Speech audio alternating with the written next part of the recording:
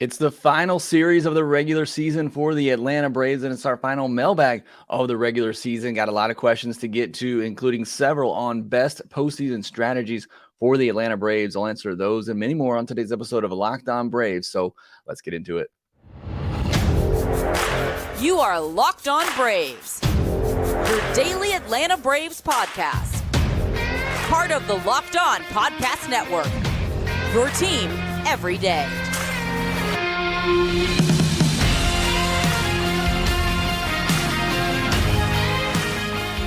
Hey, and welcome back to Locked On Braves, part of Locked On Sports Atlanta, where we cover your favorite Atlanta sports teams each and every day.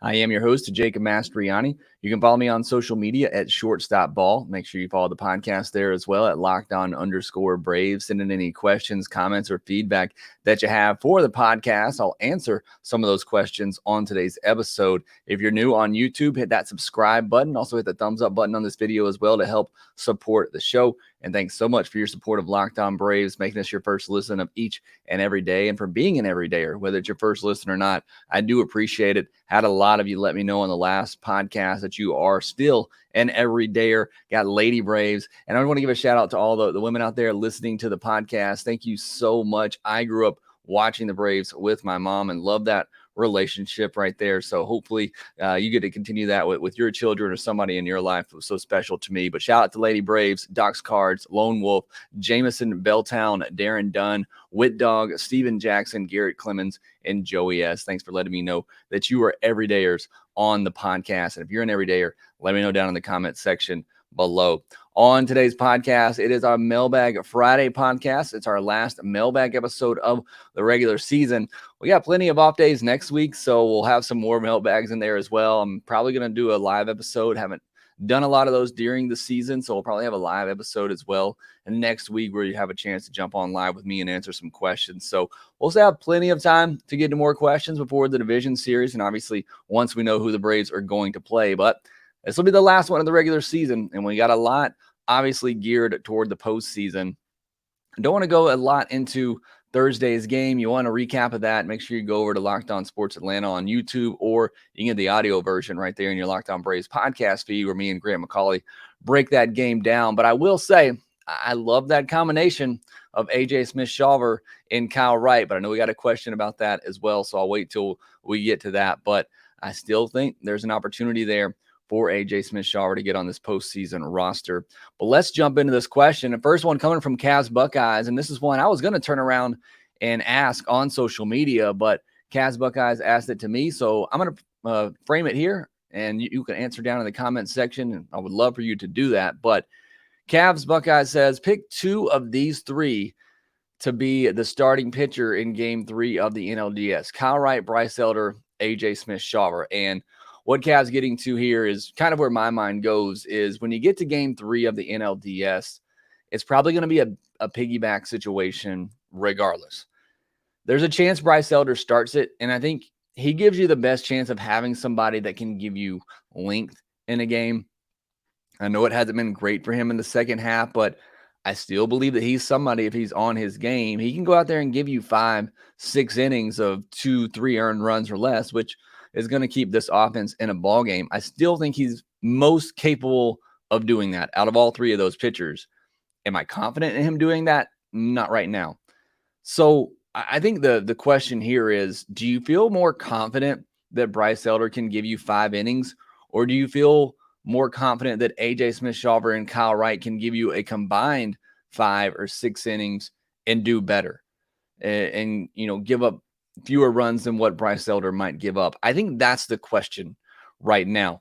If you ask me in terms of stuff, which of those three pitchers has the best stuff, I'm probably going to go AJ Smith-Shawver, Kyle Wright, and Bryce Elder third on that list. I mean, I don't want to get, a ton of recency bias here after what we saw from AJ Smith-Shawver on Thursday night, but I had him as my top ranked prospect for a reason, because I think the stuff is really good. He's still learning and has a lot to grow, and he's really young, and you don't know how he might perform or react in a postseason setting. But if we're just talking pure stuff, I would take AJ Smith-Shawver's, breaking ball. I would take his big fastball. I would take Kyle Wright's big curveball over anything that Bryce Elder has to offer. So it's a tricky question. It looked pretty good on Thursday night, piggybacking those two guys. I think they have the best stuff. And the stuff typically plays up more in the postseason than, Bryce Elder trying to mix and match and keep hitters off balance and live on the corners and all of that. He can't make mistakes like an AJ Smith-Shawver can. And AJ can pump 97, middle, and he might get away with it.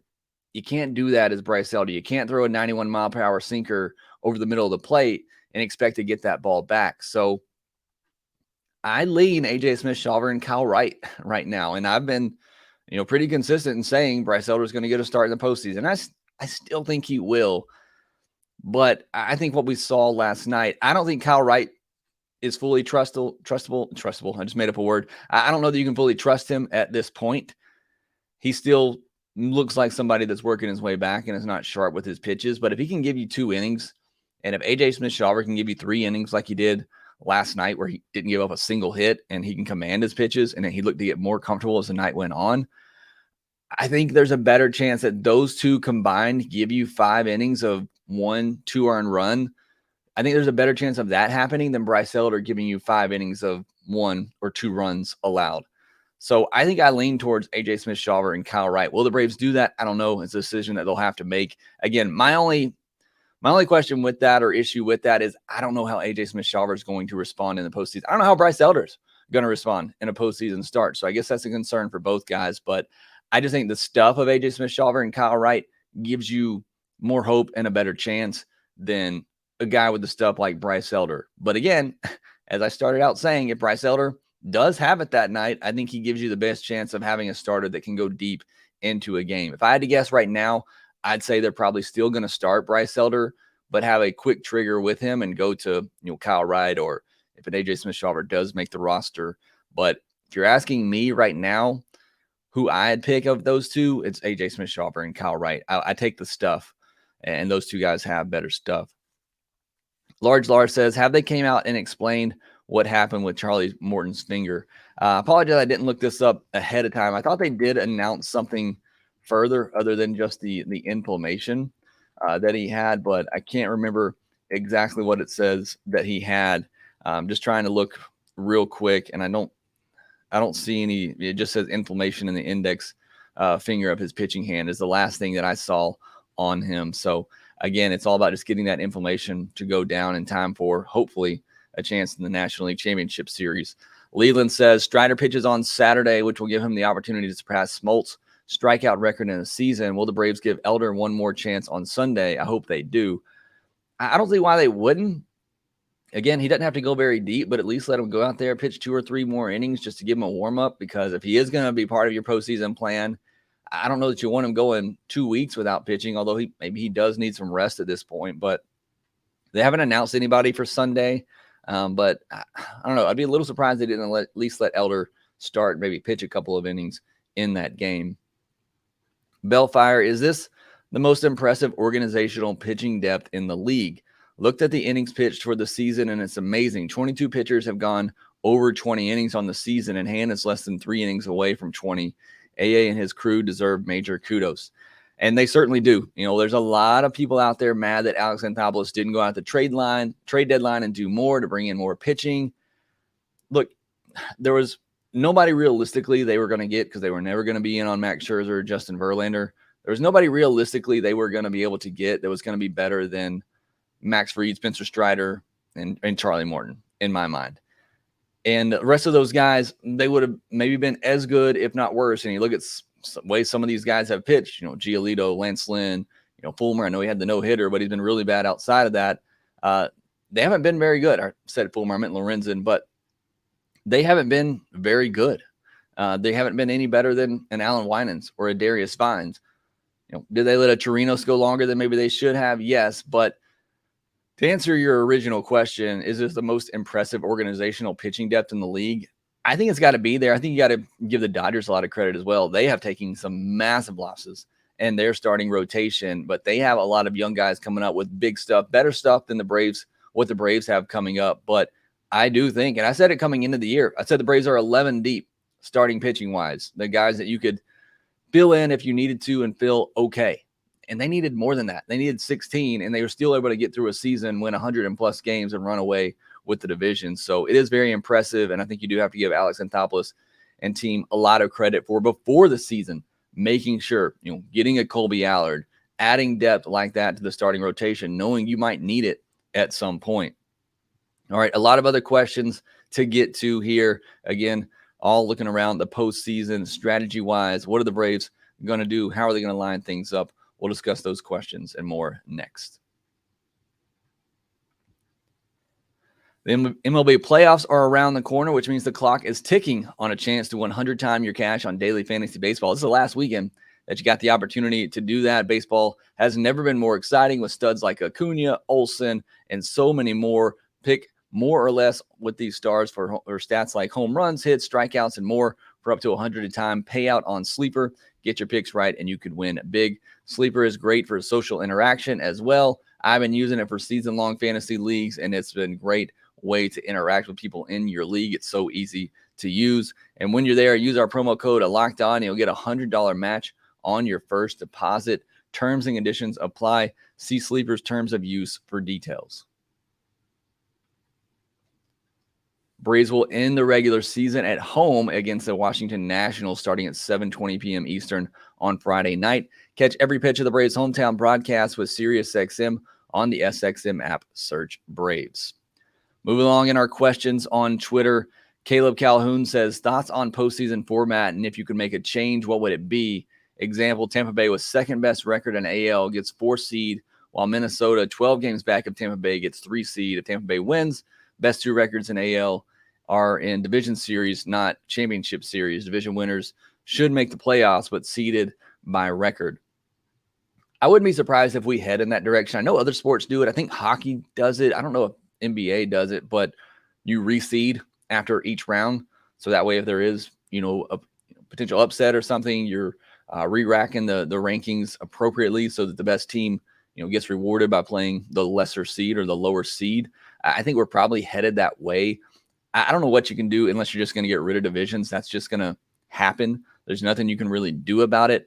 One thing I would change, I would shorten up these off days. I would maybe have 1 day off day after the regular season, and then I would start the wild card round.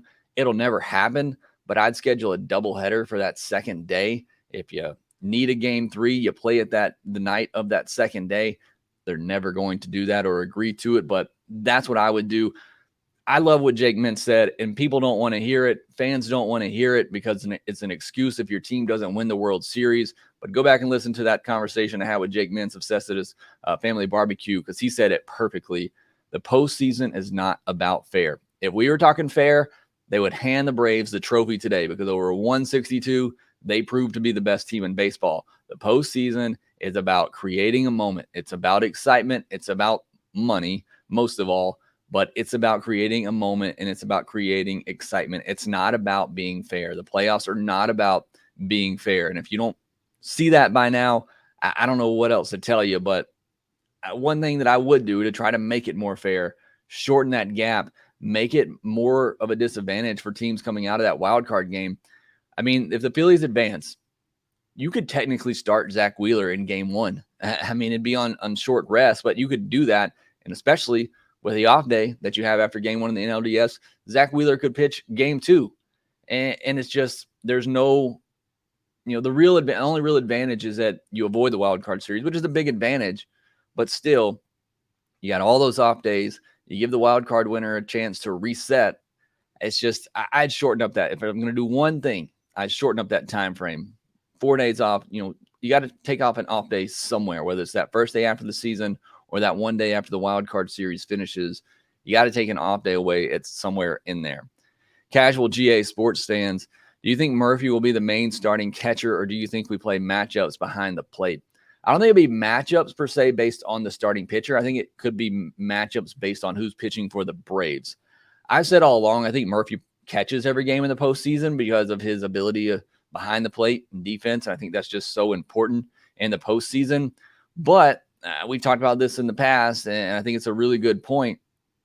Max Fried seems to do really well with Travis d'Arnaud behind the plate. And if they have a good connection, and if Max Fried goes up to Brian Snitker and says, I want Travis d'Arnaud behind the plate for my game, then I give him to him.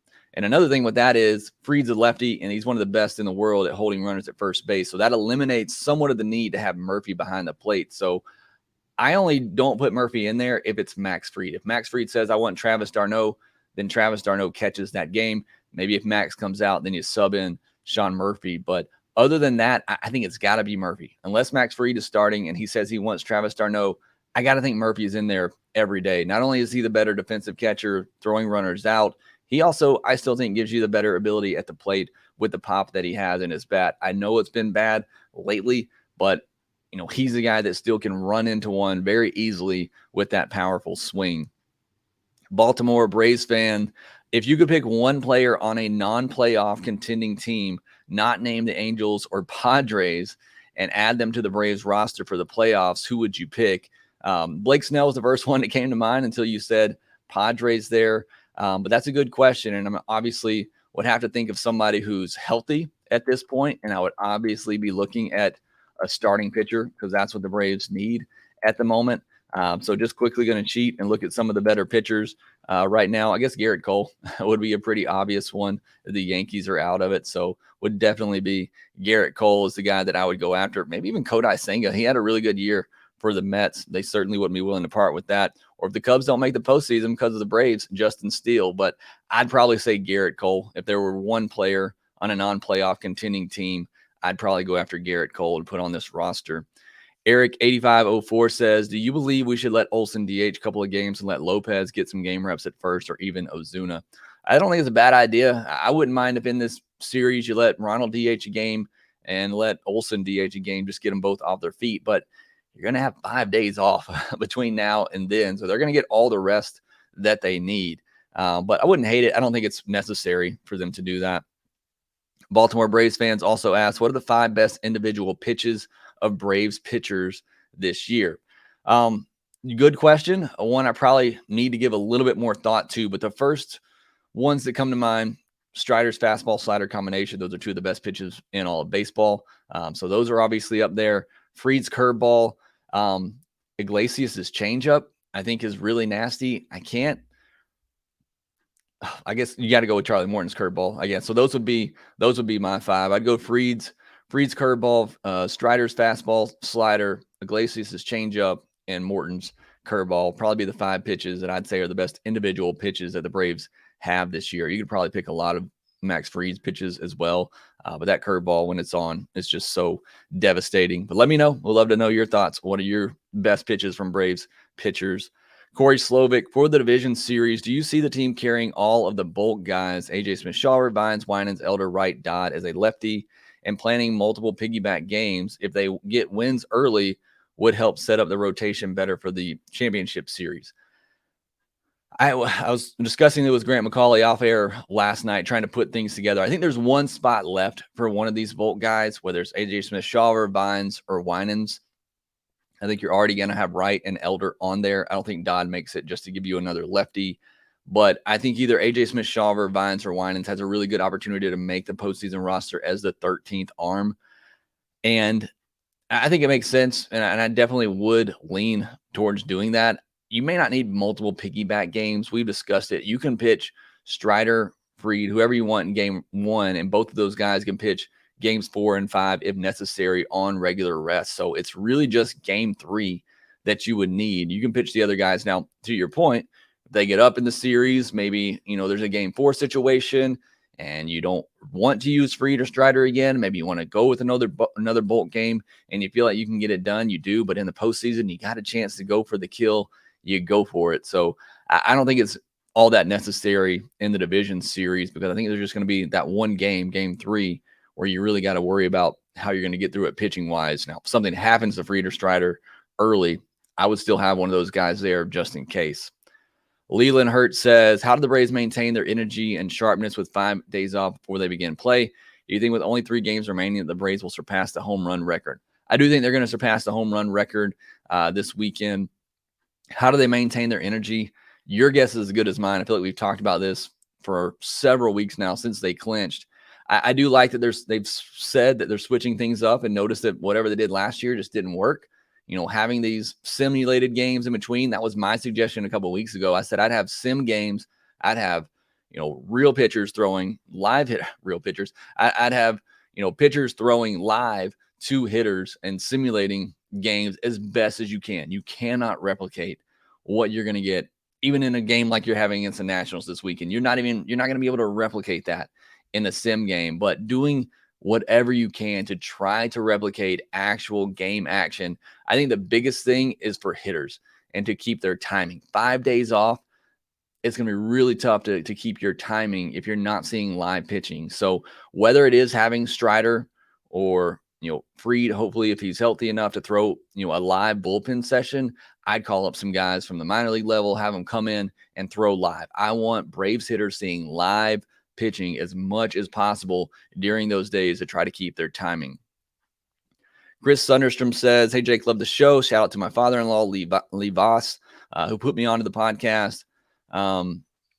He says, I want to get your take on Strider's thoughtless comments on baseball fans. I'm sure Braves PR department had a heart attack. Says, a pretty disappointment. Also wrote a few weeks ago about the bell at Truist when a batter had the 3-1 count. I want to set the record straight. Definitely not accusing them of cheating. Listen next time on a 3-1 count and you'll see what I'm talking about. I did hear that on 3-1 count. I don't know why they do it on a 3-1 count, but certainly is just something that they seem to do. But as far as the Strider comments, I saw it. It would look like an awkward conversation to me. I know people have said he was joking. I don't know Strider enough to know whether or not that was joking or not. I'm going to assume that it was. And I've heard others who do know Strider much better say that he was definitely just joking in that situation. Hayes B says, is there any positivity coming out of the catcher position before the postseason?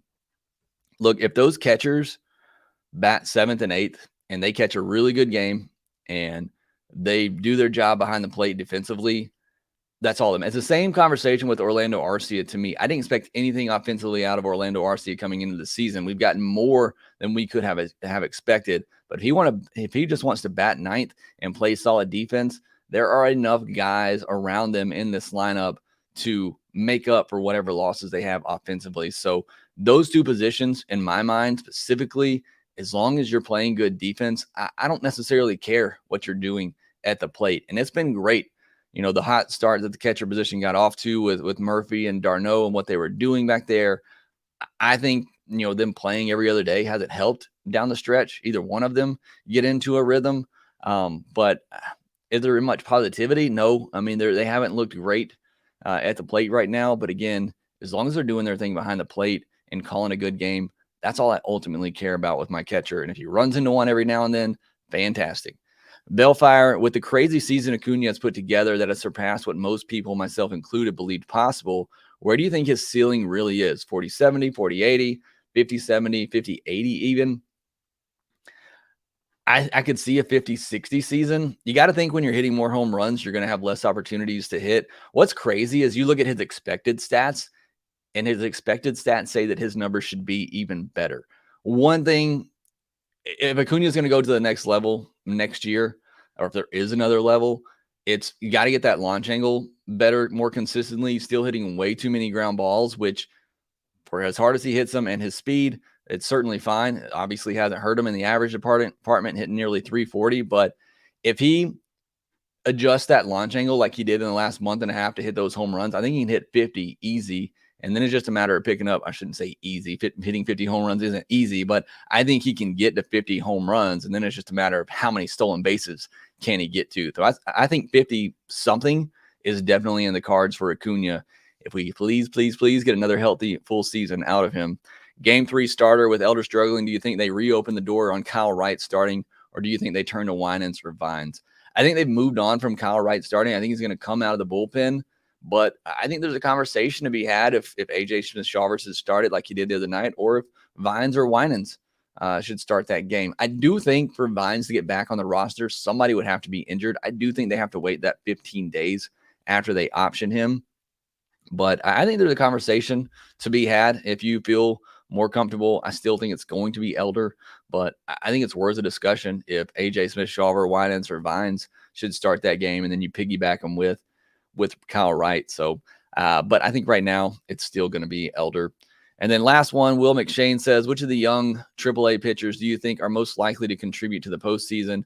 Also, do you think the Cubs announcers and Locked On Cubs hosts, for that matter, are justified in being upset about the stopping of the game last night for Ronnie's highlight reel. I'll be honest, I haven't listened to the Locked On Cubs host. I don't know what they said. All I know is what the Cubs TV announcer said. I respect Boog. I thought he was great when he was here with the Braves. I've always, loved listening to him call a game.